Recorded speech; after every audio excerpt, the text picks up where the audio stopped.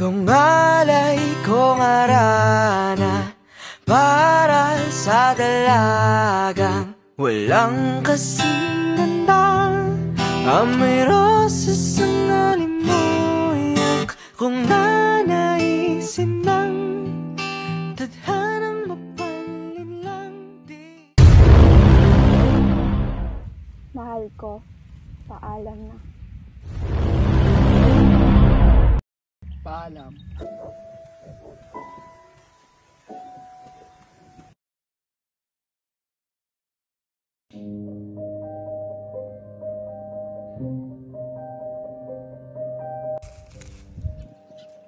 Mukhang walang may nag-aari ng lupang ito.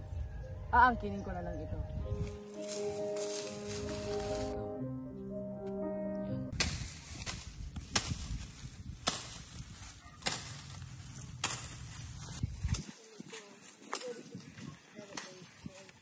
Magandang umaga. Ikaw ba si Gilisporos Juan de Dios? Ako nga. Ano pong may paglilingkod ko sa inyo? Pasensya ka na, iho. Ngunit ang iyong lupang tinatapakan ay pagmamay-ari namin. Hindi lang namin naasikaso ng mabuti. Dahil bilang mga prele, may iba kaming tungkulin sa kumbento. Ganun po ba? Ngunit hinawa na po ng buong pamilya namin ang lupaing ito. Ngunit kung ibabalik namin sa inyo ang lupang ito ay sayang naman. Ang dugot pawis na ginugol namin para rito.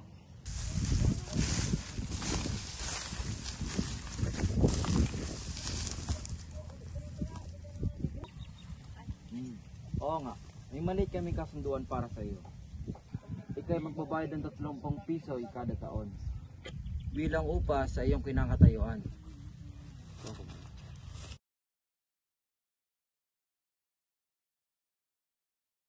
Di naman po ako makakatanggi sapagkat ito'y aking naging kabuhayan.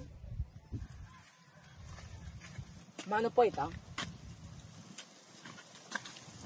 Sa wakas, Itang, matutupad ko na rin ang aking mga pangarap. Sana lamang ay buhay pang aking asawa at anak upang matunghayan rin nila ang bunga ng aking pagsisikap.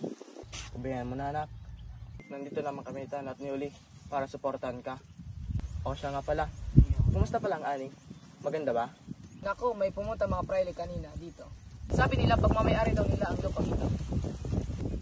Babayaran ko na lamang hanggang 30 piso ang lupaing ito kada taon.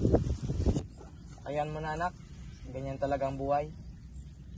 Paulit-ulit na bumabalik ang mga praile upang manghingi ng buwis sa lupain na kinatatayuan ni Tales, at sa katagalan ng buwis na kanyang binabayaran ay papalaki na ng papalaki. Dinagdagan na nila ng 2 pisong buwis ang pinagbabayad nila. Isipin mo na lang, lumalaki ang buhaya. Paano naman po yung pag-aaral ko sa Maynila? Yun naman yung pangarap ko eh. Hayaan mo na, anak, balang araw makakapagsuot ka rin ng mga garang damit at makakapag-aral ka sa Maynila. Magandang araw, Tales. Anong magandang araw? Ano naman ba kailangan nyo? Narito kami upang kunin ang iyong bayad sa paupa. 20 piso ang babayaran. Ano? Napakamahal naman yan. Pwede palilinang namin sa ibang lupain. Ano? Pinagsasabi nyo? Ako ang nagpakahirap sa lupain ito. Subalit hindi mo pagmay-ari ang lupain ito, Tinisporo. Ano? Asan? Ipakita nyo. Korporasyon at may katibayan kami. Kuminahon kayo, amang. Mga praile, ako na lamang po magbabayad ng buwis. Huwag kang mangialam, Juliana. Huwag nyo akong lukuhin. Hindi ako magbabayad ni 5 hanggat wala kayong pinapakita ng katibayan.